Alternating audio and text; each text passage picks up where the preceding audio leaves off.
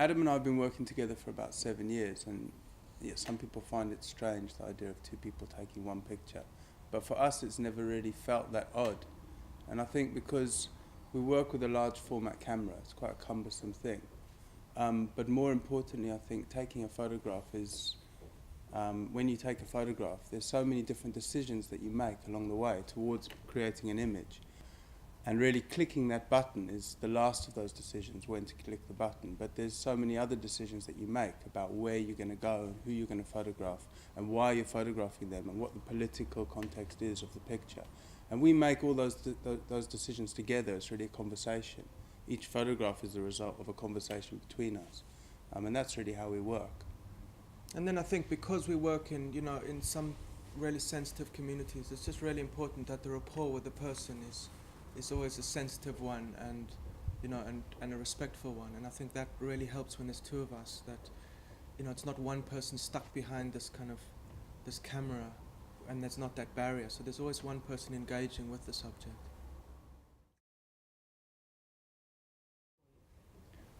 I think for this project it made sense to come up with a visual concept. We were presented with 16 different people involved in the telecom industry in lots of different ways. And also we were only able really to get access to them in very different environments. And I think we all felt, in discussion with the National Portrait Gallery, that it needed some kind of coherent visual concept to bring everything together. And that's why I think in this case we've decided to apply the concept. I think it's really interesting when you get absorbed into one subject and it actually becomes a kind of investigation into it. So it's more than just about executing a photograph. It's more about investigating a subject or a community and really kind of investing time and investing yourself into that subject matter. A lot of the people that we photographed in our book Ghetto, and also in our last book, Mr. Makize's Portrait, they're photographs of people that are very inexperienced in terms of photography. Many of those people had never been photographed before. And a lot of those people very naive as well about the process of photography and the power of an image and what happens to that image after it's been photographed. And so there's a very different power relationship there, I think, between the photographer and the sitter. In this case, it's obviously very different. There's much more of an understanding about what's happening. And I think that poses a challenge for us in a way. There's something, in a way, less exotic about it. And that also made it a real challenge and forced us to really think about how we wanted to approach it. In this case, we've gone for very different feeling. And, I think the notion that kind of big business people, very empowered politicians, very enfranchised people, are quite a kind of, they symbols of power rather than emotions. And I think our interpretation of this was to try and look for that kind of internal moment, somebody's kind of deep inner thoughts, rather than the symbol of power and presence.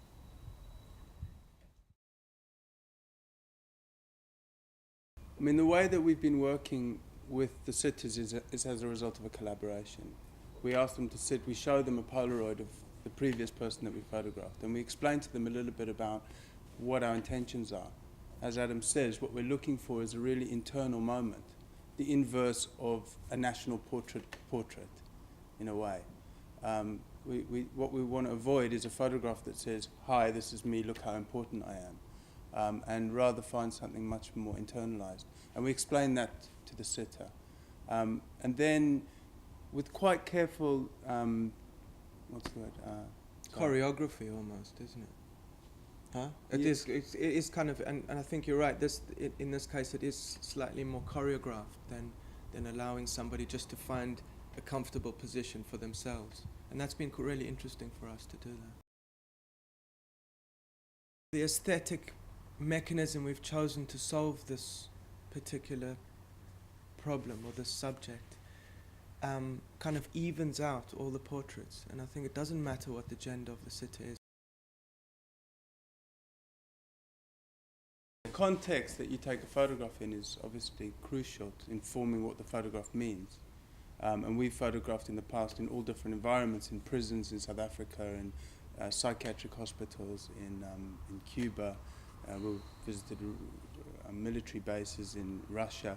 And I think wherever you go, obviously the laws and the rules about being photographed are different.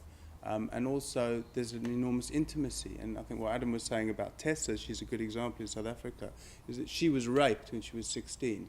And we began to photograph her, and then we started to interview her. And then we heard her story, and then we wanted to photograph her again, having heard her story. And I think for us, often, talking to people and interviewing them and finding out what the experiences of their lives informs the way we then photograph them.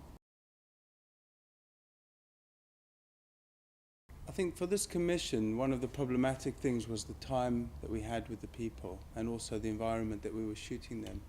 Most of the people, we were only able to access them in their offices. And like you say, some of the people we were able to go to their homes, and some came to our studio here.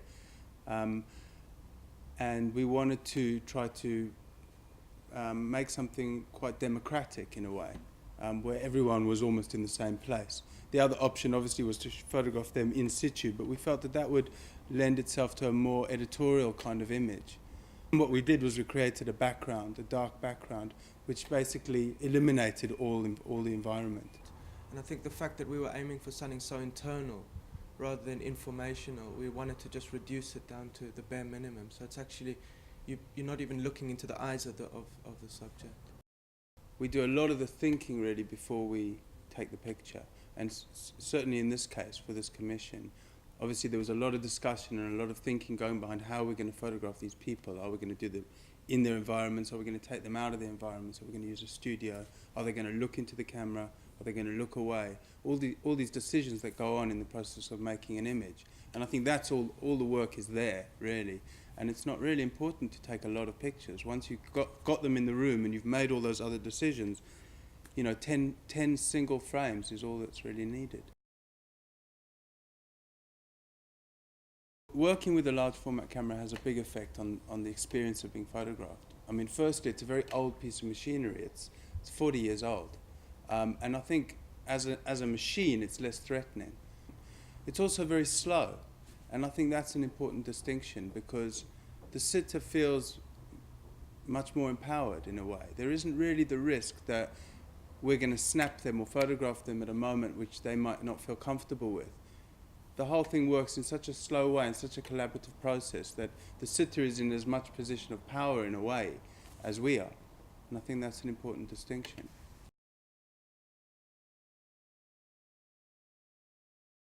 You do know when you've just got the shot. It's kind of just a mixture of that kind of look and that moment. The main thing is just to get them to relax, really, and to kind of almost try and forget that they're sitting in front of quite a kind of ominous piece of technology. And often we ask people just to close their eyes and just to keep breathing. And it's kind of that one moment when people are quite, into the project and just relaxed when you'll get that shot. I think something happens to the surface of a person's face. It almost softens, and you're just allowed in. And when it happens, you can see it. It's very obvious.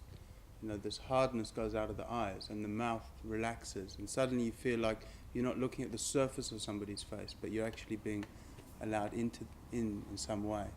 You can read into a photograph in a lot of ways, but essentially a lot of craft can give you that feeling of intimacy in a portrait. That's not necessarily true. The choice happens also in the editing. When you're removed from the experience of taking the picture and you're looking at all the different options, I think also that's really the moment you can see. There's so much to do with light, and there's so much to do with printing and editing.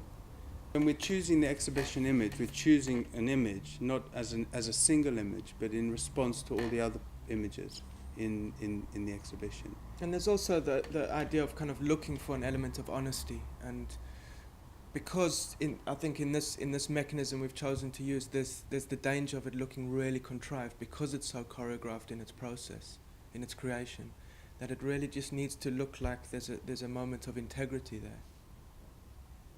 Yeah.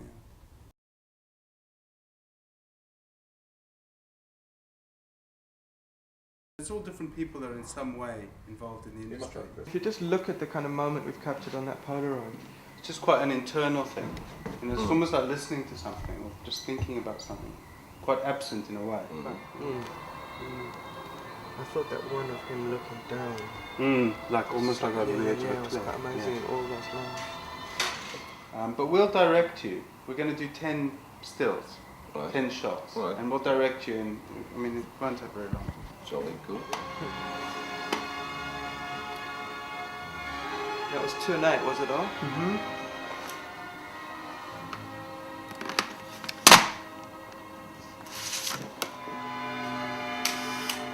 Good. Okay. And if you just Do one more like that. That's nice, just hold that.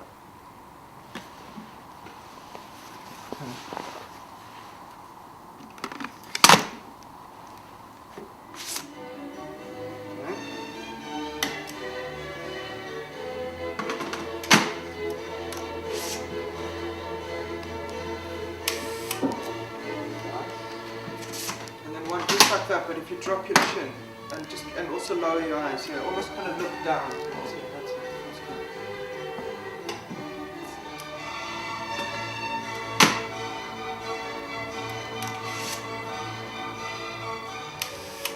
Right. Okay, and if you just keep that position, but turn your head kind of towards, yeah, that's it, and then look down kind of towards, that's brilliant.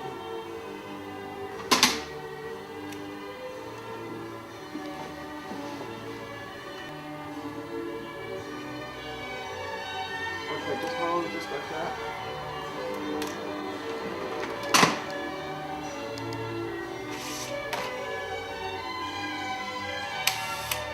And let's do one if you look that way. That's good, right? Just like that. Change the little bit back. Yeah? Yeah. You just hold very still in that position. And if you just shift your head a little bit to your right, that's it. That's great. Okay. That's great. And just really still, just like that. Yeah, that's good. That's very nice. That's it. All done. Oh, that's fantastic.